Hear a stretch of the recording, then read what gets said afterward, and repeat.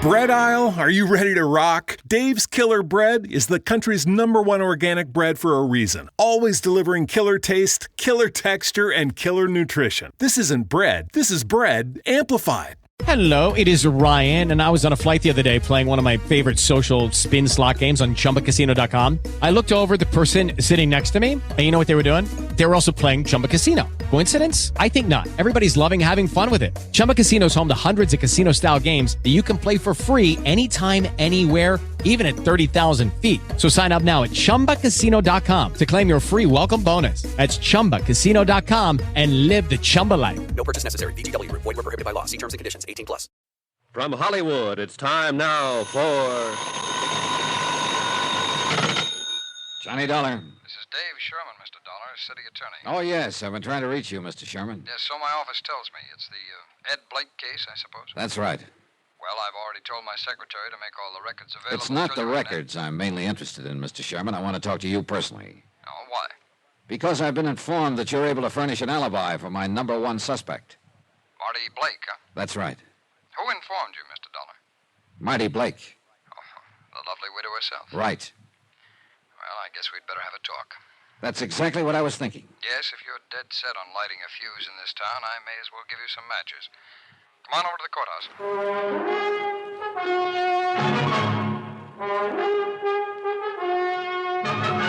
Tonight, and every weekday night, Bob Bailey in the transcribed adventures of the man with the action-packed expense account, America's fabulous freelance insurance investigator. Yours truly, Johnny Dollar.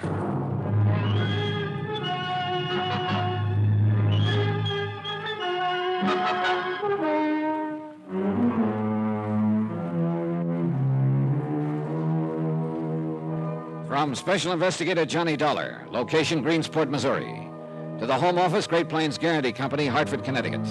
Assignment, the Open Town Matter. Expense account continued. Items 5 and 6, 70 cents. A copy of the Greensport Daily Herald and a taxi fare to City Hall. I opened the paper and glanced over the headlines. Murder of police chief still unsolved. City Attorney's Office claims new evidence. Mayor Lyons demands action. I could feel for the mayor. My client stood to lose $50,000, life insurance payable to the dead police chief's widow, Marty Blake. So I wanted action, too. And I was hoping to get it from City Attorney Dave Sherman. Come in, Mr. Dollar. I'll have a seat. Thanks. When did you get in town? Early this afternoon. And you've already met Marty Blake. Well, that figures. Yes, it does, under the circumstances. Her husband has been killed. He carried $50,000 worth of insurance with my company. And Mrs. Blake filed her claim less than 24 hours after his death. So that's why you hot-footed it out here from Hartford, huh? Well, the company figured 24 hours was pretty fast action for a grief-stricken widow. Oh? I don't imagine Marty is grieving too much. No, she's not. She told me that herself. Marty's about 26 or 7. Ed Blake was in his 50s. Uh-huh. Money, maybe? Well, not until he met her. Then he started to make it. Fast. He had to. That's how Marty likes things. Fast. And then he married her. Well, then she married him. Mm. And now, 8 months later, she's a widow. With an insurance claim for $50,000. Well, she said she liked things fast. Why, I know what you're thinking, Mr. Dollar, but you may as well back up and start all over. You're off on the wrong foot. Oh, how do you mean? This killing? Oh, sure, it worked out perfect for her, made to order. A man could build a pretty good case against her, especially with that 24-hour insurance claim. Yes, that would really cinch it with a jury. I pointed that out to her. Well, I figured as much. Would you mind telling me what happened? Well, her first move was to start turning on the charm. Well, that's one of the easiest things she does, if she thinks it might pay off. And after all, with $50,000 in the offing... Sure. Did she give you any of the details of the night it happened? It bored her to death to even talk about it. Oh. And you thought she was putting on an act to maybe throw you off? What would you think? Oh, she wasn't, Mr. Dollar, any more than she was sorry that Ed Blake was murdered. Then she's pretty cold-blooded. Well, that's a moot question. Figuratively, yes, I suppose she is. See, she used to be a dancer. Never good enough to make the big time, so she had to, I live by her wits and her charm. But you pointed out things that could look pretty black for her if the case ever got to court. That's right. Huh? What happened? She sent me to you. Why? So I could tell you she didn't kill him. Well, it adds up, Mr. Sherman. Yeah, I know. It was late at night, the two of them alone in the house. Her husband shot to death with his own gun. I know, Mr. Dollar, but not by her. Why not? That story about the mysterious prowler has been used before, over and over. Matter of fact, I broke one of them not 6 months ago. Mm-hmm. But in this case, it's true. How do you know? Because you were wrong on one point. They weren't alone in the house. Well, what do you mean? Who else was there? I was. Oh, I see. She's as pure as the driven snow. Well, at least so far as Blake's murder is concerned. Yeah, kind of a neat setup, isn't it? Huh? Instead of prosecuting attorney, you're the star witness for the defense. Yes, I suppose if it came to that, I'd have to be. I was there when it happened. So that's why she sent me to you, so I could hear it straight from the horse's mouth. That's about it. Well, she couldn't have a much better alibi than the city attorney himself. Thank you. Oh, she's in the clear, Mr. Dollar. How did you happen to be there at 2 o'clock in the morning? I was spending the night. Ed and I were planning to leave early on a fishing trip. Oh, I see. Like to tell me all about it? Certainly. We'd all gone to bed around midnight. It was a few minutes before 2 I woke up. I heard Marty and Ed out in the hall just outside my room. I opened my door, and just then Marty snapped on the hall lights. A second later, the shots blasted downstairs, 5 quick ones. Where was she standing at the time? By the door of her room, not 10 feet away from me. So you see, Mr. Dollar, she couldn't have done it. So, that's that. She can thank her lucky stars you were there. Oh, Marty's always been lucky. Have you known her a long time? 3 or 4 years. Ever since she came here to Greensport. You and Blake were pretty good friends, I suppose, huh? No. No, as a matter of fact, we didn't have too much use for each other. Oh? Oh, I know it doesn't make sense, going fishing together and spending the night in his home, but... Well, I know what you're thinking, Mr. Dollar. Do you? Yes, you're thinking maybe I need an alibi as much as Marty does. Well, it is that kind of an alibi. It works equally well for either of you two. Yeah, only I don't need an alibi. Blake and I had our little differences, that's true, but they weren't serious enough to be a motive for killing him. Maybe Marty herself could be a motive. In what way? How old are you, Mr. Sherman? 33. Why? And Marty Blake is 27. And a beautiful girl.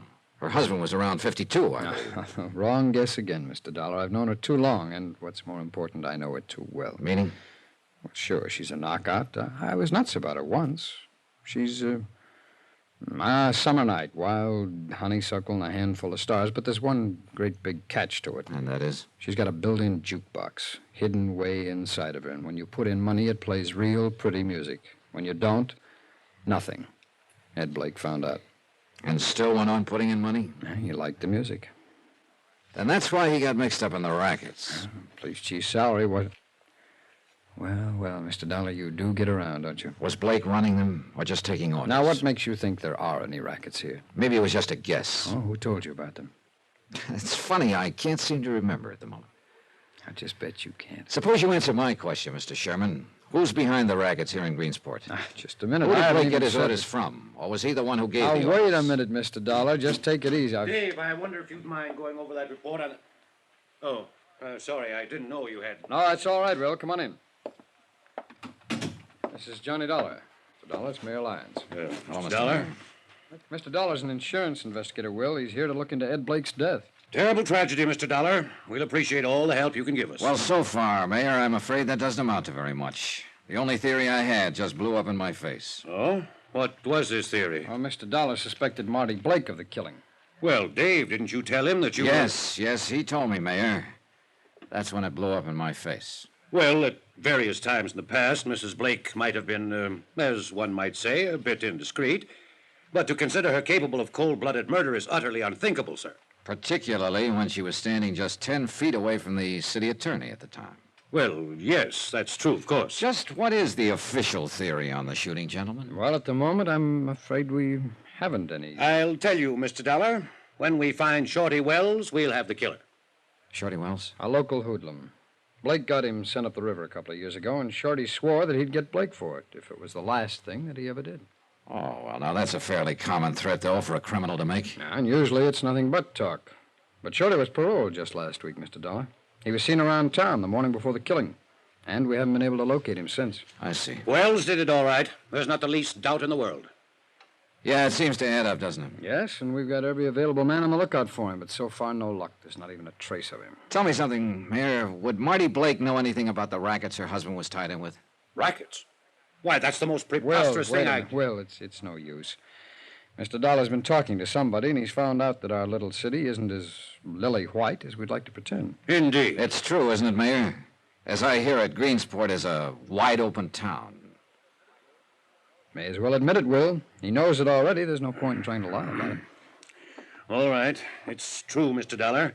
But it's not wide open, as you put it. But there are rackets, as unpleasant as it may be to admit it. Do you have any idea who's back of them? I wish to heaven I did. What about you, Mr. Sherman?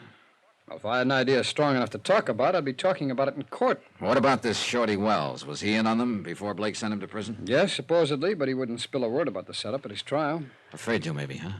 Probably. Wells is the key to this whole thing, Mr. Dollar. The rackets as well as the killing. Find Shorty Wells, and we can wrap this thing up in 10 minutes. Then I guess we better find him.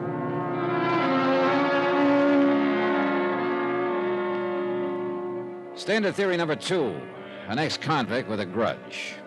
Number 1, young pretty wife, middle-aged husband, big insurance policy hadn't panned out too well. And I wasn't too sold on the second one. It was just too pat somehow.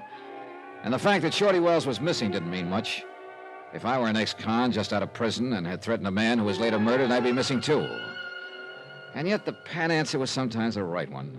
The case was still like the town itself, wide open. I walked out of City Hall, started down the sidewalk toward the taxi stand. I didn't know what move to try next. Technically, of course, I was out of it.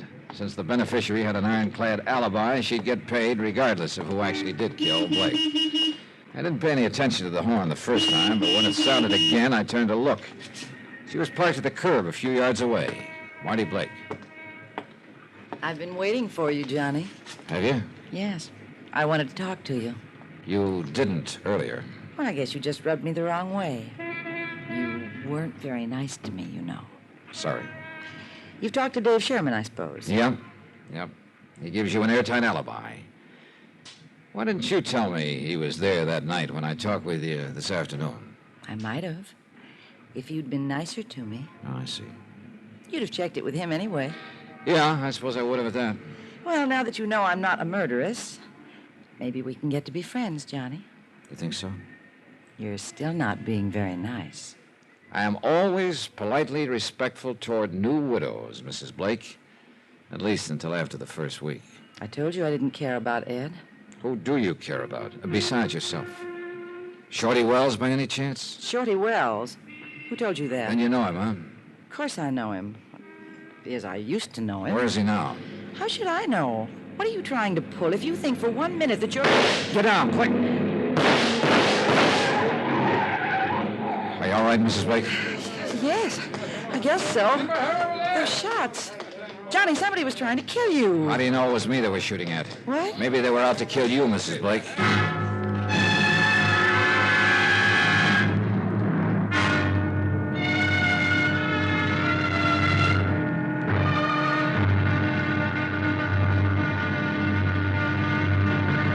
Now, here's our star to tell you about tomorrow's episode of this week's story. Tomorrow, an old flame and a new one, and 2 men get burned.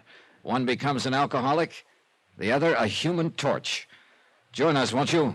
Yours truly, Johnny Dollar.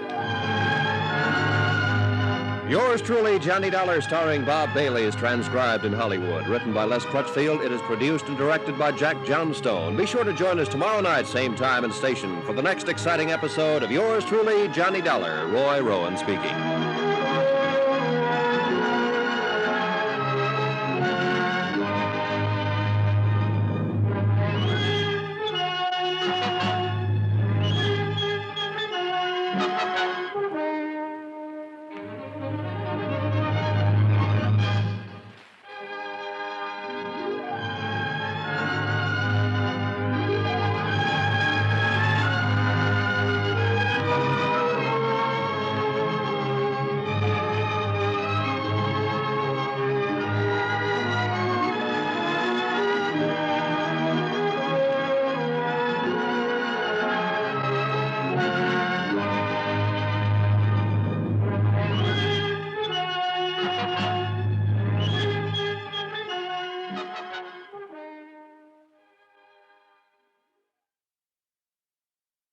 Judy was boring. Hello. Then Judy discovered ChumbaCasino.com. It's my little escape. Now Judy's the life of the party. Oh, baby, mama's bringing home the bacon. Whoa, take it easy, Judy. The Chumba life is for everybody. So go to ChumbaCasino.com and play over 100 casino-style games. Join today and play for free for your chance to redeem some serious prizes. ChumbaCasino.com. No purchase necessary. Void where prohibited by law. 18 plus terms and conditions apply. See website for details.